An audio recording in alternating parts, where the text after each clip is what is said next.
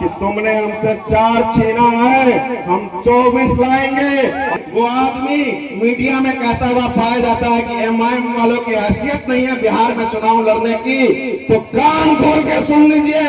मैं कह देना चाहता हूं आपसे कि आपकी हैसियत तो लोगों ने खूब देखा बिहार की सड़कों पर।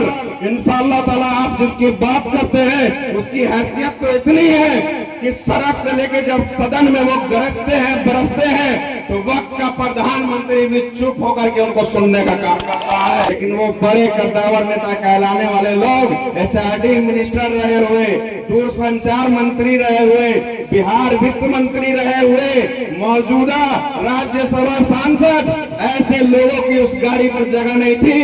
भीड़ का हिस्सा बने हुए थे, अपना मोबाइल और पर्स चोरी करवा रहे थे। भाजपा के अलावा जितनी भी पार्टी है वो मुसलमानों के कंधे पे अपना पैर रख के सियासत करना चाहती है और अपनी कुर्सी को जमाना चाहते हैं। वो लोग, ये लोग कहते हुए नजर आएंगे कि मुसलमान ताले की चाबी है सरकार बनाने की। हम उन लोगों को कहना चाहते हैं कि हम चाबी नहीं है, तुम तो बेखबर हो, हम तो पूरा का पूरा ताला है। मेरे अमोर के भाइयों और हिंदू भाइयों को मेरा नमस्कार, आदाब।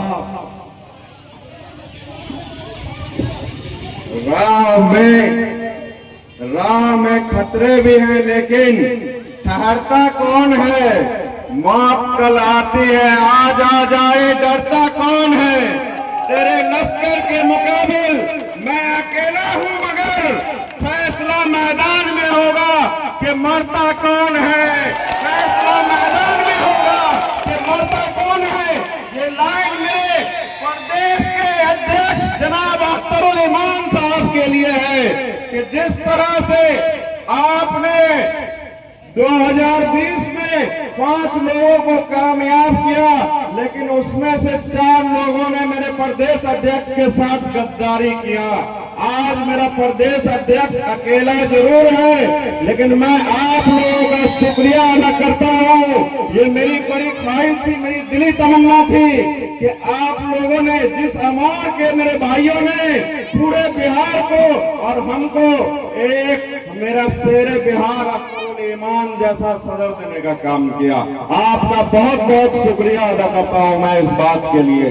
देखिए मेरे भाइयों, आप लोग देख रहे हैं कि किस तरह से हम लोग आज महागठबंधन में शामिल होने के लिए भाजपा और जन सांप्रदायिक शक्तियों को रोकने के लिए लगातार मशक्कत कर रहे हैं, लगातार प्रयास कर रहे हैं। जो हर मुमकिन प्रयास था वो हम लोगों ने किया ताकि बाद में ये सारे लोग रोने लगते हैं कि मम्मी मम्मी हमसे हमारा चॉकलेट छीन लिया, जैसा कि हमारे सदर साहब ने कहा। तो अब ये ढोंग तुम्हारा चलने वाला नहीं है। अब हम समझ चुके हैं और हम जाग चुके हैं अल्हम्दुलिल्लाह। हम 18% के लोग अब 12% वाले को अपना कायद मानने के लिए हरगिज़ तैयार नहीं है। अल्हम्दुलिल्लाह आज के वक्त में हम लोगों के पास हमारे बैरिस्टर जनाब असदुद्दीन ओवैसी के रूप में हम लोगों को अपना कायद मिल चुका है। बिहार में हमारे प्रदेश अध्यक्ष जनाब अख्तरुल इमान साहब के रूप में हमको हमारा नेता मिल चुका है। अब तो हम वो लड़ाई लड़ेंगे कि जैसा कि हमारे प्रदेश अध्यक्ष ने कहा कि तुमने हमसे 4 छीना है, हम 24 लाएंगे।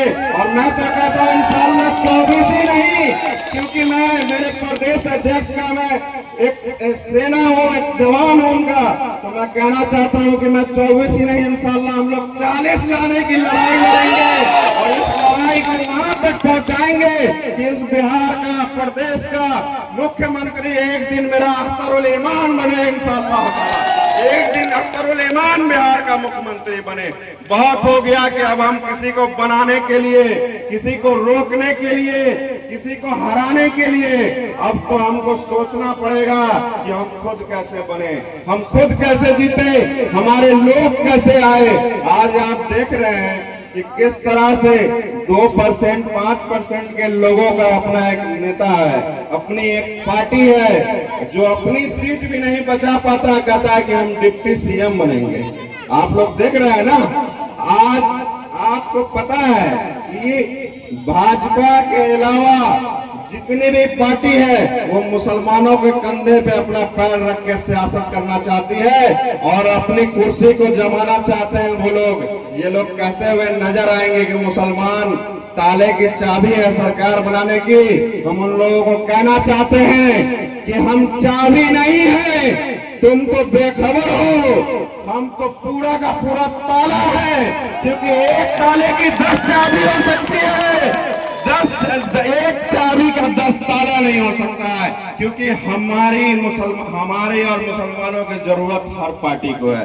आज तो मैं बड़े अफसोस के साथ कहता हूँ कि मेरे कुछ भाई जमशुरात जैसी पार्टियों का समर्थन कर रहे हैं, उसका प्रचार प्रसार कर रहे हैं, जिसके सुप्रीमो ये कहते हुए पाए जाते हैं कि सरकार बनाने के लिए मुसलमानों की जरूरत नहीं है। तो हमको सब पता है कि सरकार बनाने के लिए किसकी जरूरत है और किसकी नहीं है। इंशाअल्लाह ताला मिशन 2025 के तहत इन लोगों को करारा जवाब देने का काम करेंगे।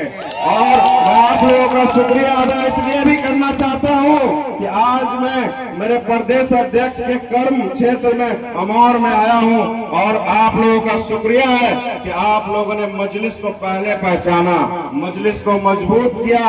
इंशाअल्लाह ताला जिस तरह से आज सीमांचल में आप लोगों ने मजलिस को मजबूत करने का काम किया है, मैं मिथिलांचल की सरजमीन दरभंगा से आता हूँ। हम लोग इंशाअल्लाह ताला बिहार का दूसरा सीमांचल मिथिलांचल को बनाने का काम करेंगे। और जिस तरह से हैदराबाद की सरजमीन पे दारुस्सलाम में बिना जाति बिना धर्म देखे सभी तरह के लोगों की मदद की जाती है, खिदमत की जाती है। इंशाअल्लाह ताला हमारे बैरिस्टर साहब से जब हम लोग 4 के बदले 40 लाने का काम करेंगे तो मैं भी दरख्वास्त करूंगा कि दूसरा दारुस्सलाम सीमांचल की धरती पर देने का काम करें।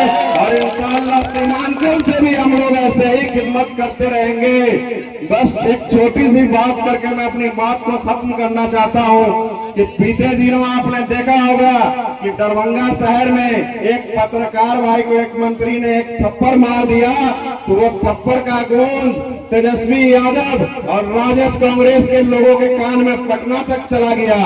लेकिन वही बगल में चौसीमा कल्याणपुर में नसीर शाह की कस्टडी में हत्या कर दी गई, वो आवाज तेजस्वी यादव के कान में नहीं गई। जाले के दोगड़ा पंचायत में 15 साल की मासूम बच्ची तरन्नुम परवीन को मार के तालाब में फेंक दिया, जिसको आज तक इंसाफ नहीं मिला, वो आवाज तेजस्वी के कान में नहीं गई। तुम सिंहवाड़ा आ सकते हो जाले में, लेकिन जाले शहर में नहीं जा सकते हो। तुम जतिन के यहाँ जा सकते हो, तुम जो है नरेश के यहाँ जा सकते हो, लेकिन तुम सदर आलम के यहाँ नहीं जा सकते हो, नसीर शाह के यहाँ नहीं जा सकते हो। अब ये खेल चलने वाला नहीं है, हम समझ चुके हैं तुम्हारा खेल। और जो मेरे मुसलमान भाई कुछ राजद में अपने आप को बड़े कद्दावर नेता समझते हैं, मिथिलांचल की जमीन पर उन लोगों का भी हाल हमने वोटर अधिकार यात्रा में देखा कि किस तरह से उसकी गाड़ी पे मुकेश सहनी आंध्रा तेलंगाना से आए हुए लोगों की जगह तो थी, लेकिन वो बड़े कद्दावर नेता कहलाने वाले लोग एचआरडी मिनिस्टर रहे हुए, दूरसंचार मंत्री रहे हुए, बिहार वित्त मंत्री रहे हुए, मौजूदा राज्यसभा सांसद, ऐसे लोगों की उस गाड़ी पर जगह नहीं थी। भीड़ का हिस्सा बने हुए थे, अपना मोबाइल और पर्स चोरी करवा रहे थे। वो आदमी मीडिया में कहता हुआ पाया जाता है कि एमआईएम वालों की हैसियत नहीं है बिहार में चुनाव लड़ने की। तो कान खोल के सुन लीजिए, मैं कह देना चाहता हूं आपसे कि आपकी हैसियत तो लोगों ने खूब देखा बिहार की सड़कों पर। इंशाअल्लाह ताला आप जिसकी बात करते हैं उसकी हैसियत तो इतनी है कि सड़क से लेके जब सदन में वो गरजते हैं बरसते हैं तो वक्त का प्रधानमंत्री भी चुप होकर के उनको सुनने का काम करता है, अपने लोगों को रोकता है कि इनको बोलने दिया जाए। अगर इसको रोकेंगे तो ये और बढ़ेगा। सच की एक आदत होती है कि सच्चाई को जितना दबाओगे उतना ही तेजी से सच ऊपर आता है। इसलिए बहुत सारे भाई मेरे यहाँ बैठे हैं, एक छोटी सी बात से मैं अपनी बात खत्म करता हूँ कि जुल्म के साए में लब तोलेगा कौन, हम भी चुप रहेंगे तो फिर बोलेगा कौन। खुद को अगर जिंदा समझते हो तो गलत का विरोध करना सीखो, गलत पर आवाज उठाना सीखो, सवाल करना पूछो। ये चारों गद्दार जब आपकी बस्ती में आएंगे, राजद कांग्रेस के लोग, भाजपा के लोग आपकी बस्ती में आएंगे तो इनको खाली हाथ मत लौटाइएगा, इनको सवालों से भरा हुआ बैग देकर के भेजिएगा कि जब आपको हमने मौका दिया था, जब आपको हमने सत्ता की कुर्सी थमाई थी, तो आपने हमारे लिए, हमारे बच्चों के लिए, हमारे मुस्तकबिल के लिए, हमारे शहर के लिए, हमारे प्रदेश के लिए क्या किया। देखिएगा जब आप ये पूछेंगे तो ये सारे लोग दुम दबा के भागते हुए नजर आएंगे। इंशाअल्लाह ताला इन लोगों को करारा जवाब देने का काम करेंगे हम लोग। बहुत बहुत शुक्रिया आपका, आपने हमको सुना।